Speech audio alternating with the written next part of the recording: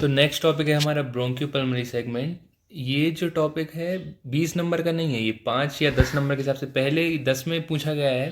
10 number में इसलिए क्योंकि पहले 10 नंबर के क्वेश्चन आते थे, अब 20 और 5 नंबर के क्वेश्चन आते हैं। ये 20 के इसलिए लायक नहीं क्योंकि इसमें जो 20 का क्वेश्चन होता है ना, उसमें पूछते हैं डेवलपमेंट, एम्ब्रियोलॉजी, है ना, और अप्लाइड पूछ लेते हैं, और वो सब इसमें है नहीं, ना इसमें डेवलपमेंट है ना एम्ब्रियोलॉजी है, तो ये 5 में ही आएगा, ये 20 के लायक नहीं है, तो इसको हमें 5 के हिसाब से पढ़ना है। मैं 5 के हिसाब से आपको पढ़ाता हूँ। तो जो हमारा ब्रोंकियोपल्मोनरी सेगमेंट है, ब्रोंकियोपल्मोनरी सेगमेंट एंड इट्स अप्लाइड, कुछ ऐसा क्वेश्चन पूछते हैं। ब्रोंकियोपल्मोनरी सेगमेंट क्या है? Functionally independent small portion of lung है। आप डेफिनेशन लिखोगे ना तो थोड़ा अच्छा इम्पैक्ट पड़ता है, जो चेक कर रहता है। Functionally independent small portion of lung है जो कि डायरेक्टेड रहता है टुवर्ड्स द लंग्स। ठीक है, ये वेल डेवलप्ड एनाटॉमिकल सेगमेंट है ना। इसमें ट्रेजरी ब्रोंकस होती हैं। अब जैसे ब्रोंकस होती है ना प्राइमरी सेकेंडरी, ट्रेजरी ब्रोंकस जो होती हैं वो होती हैं इसमें। ये डायग्राम देखिए, ऐसे ट्रेजरी ब्रोंकस होती हैं इनके सेगमेंट्स में, ये सेगमेंट्स हैं। तो ये पिरामिडल इन शेप होते हैं। ठीक है, पिरामिडल शेप होते हैं जिसका एपेक्स होता है टुवर्ड्स द हाइलम या रूट ऑफ द लंग, जो होता है ना, मैंने प्रीवियस वीडियो में पढ़ाया था वही। एपेक्स उस तरफ होता है और बेस जो होता है पेरीफेरी की तरफ होता है। मैं बताता हूँ, यहाँ ऊपर एपेक्स होगा toward the root of the lung, है ना, और ये जो बेस है ये होगा क्या? Toward the periphery.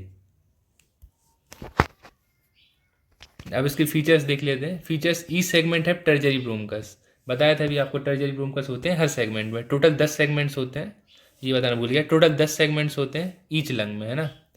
मतलब ईच सेगमेंट है 10 लंग, 10 लेफ्ट में 10 राइट में। ठीक है, each segment have its own arterial supply and venous supply share by adjacent segment. ये भी मैं आपको एक्सप्लेन कर दूंगा।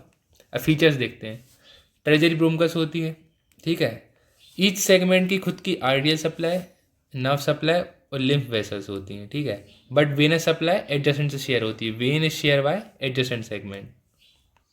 अब ये पिरामिडल शेप में होते हैं, जो कि बताया था कि एपेक्स जो होता है इनका, ये toward the root of the lung या हाइलम की तरफ होता है, और बेस जो होता है वो पेरीफेरी की तरफ होता है। अब connective tissue is in between the bronchi, ये दोनों ब्रोंकियोपल्मोनरी सेगमेंट के बीच में कनेक्टिव टिश्यू होता है, ठीक है। ये इंटरसेगमेंटल प्लेन है, यहाँ दो सेगमेंट के बीच में कनेक्टिव टिश्यू होता है। अब बताता हूँ मैं आपको relation to pulmonary artery, relation to pulmonary vein. अब ईच सेगमेंट है वो आर्टियल सप्लाई, अभी तक यही इसमें मेन है, सबसे मेन यही इसका पॉइंट है कि ईच सेगमेंट है वो arterial supply and venous supply share by adjacent segment.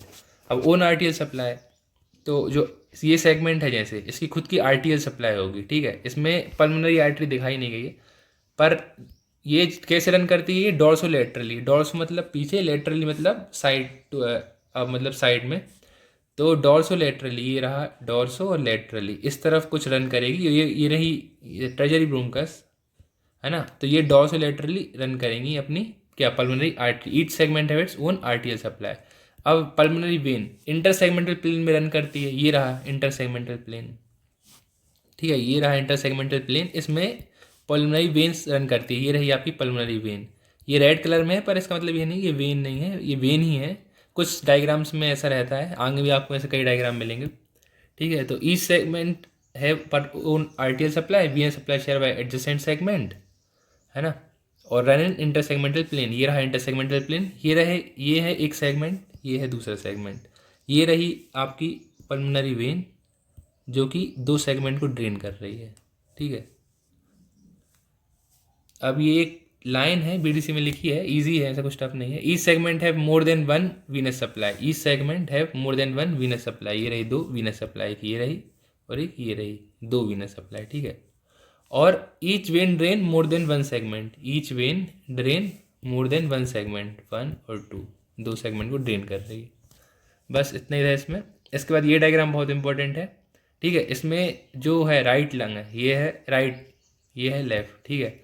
तो इनको लोब्स में डिवाइड किया जाता है, जैसे कि अपर लोब, है ना, उसके बाद मिडिल लोब और लोअर लोब। ये रहा अपर लोब, है ना, ये रहा मिडिल लोब और ये रहा लोअर लोब, ठीक है। अपर लोब में जो सबसे ऊपर होगा अपाइकली होगा, है ना, और जो सेकंड है ये है पोस्टीरियर और ये है एंटीरियर, ठीक है। ये हो गया अपना कौन सा? Upper lobe. उसके बाद आते हैं मिडिल लोब में। मिडिल लोब में जो इस तरफ है ये है लेटरल, और जो टुवर्ड द ये यहाँ पे वो होगा ना अपना मीडियल स्टेरनम, तो टुवर्ड द मिडल साइड है तो वो क्या होगा, मीडियल। ये लेटरल, ये मीडियल, इजी है। उसके बाद ये रहा जो अपना लोअर लोब है, इसमें ये सिक्स्थ पे क्या है, सुपीरियर साइड है ना, तो सुपीरियर।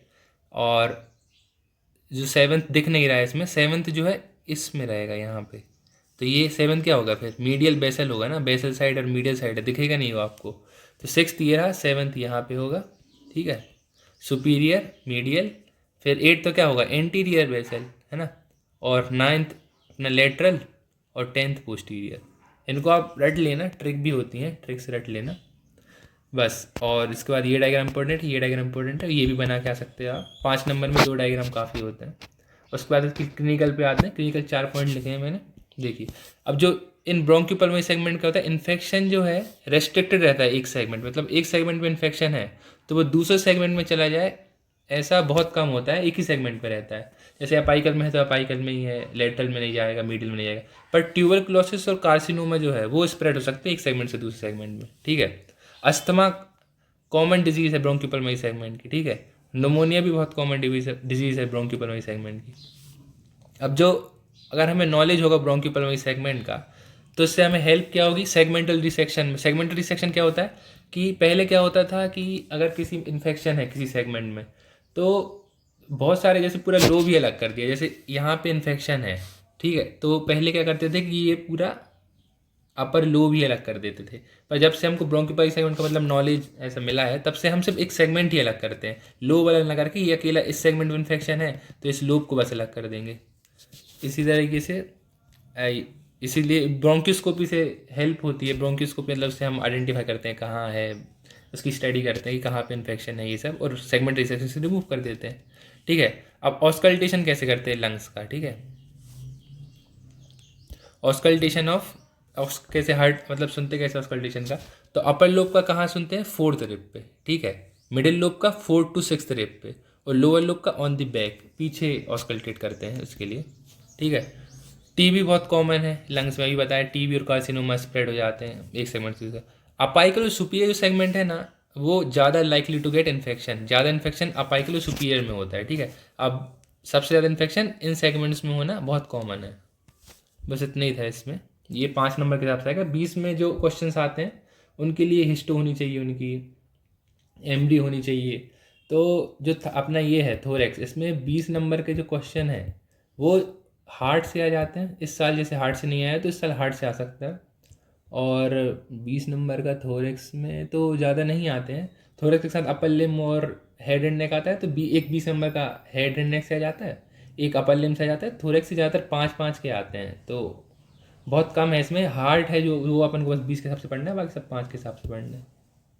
Okay, good bye.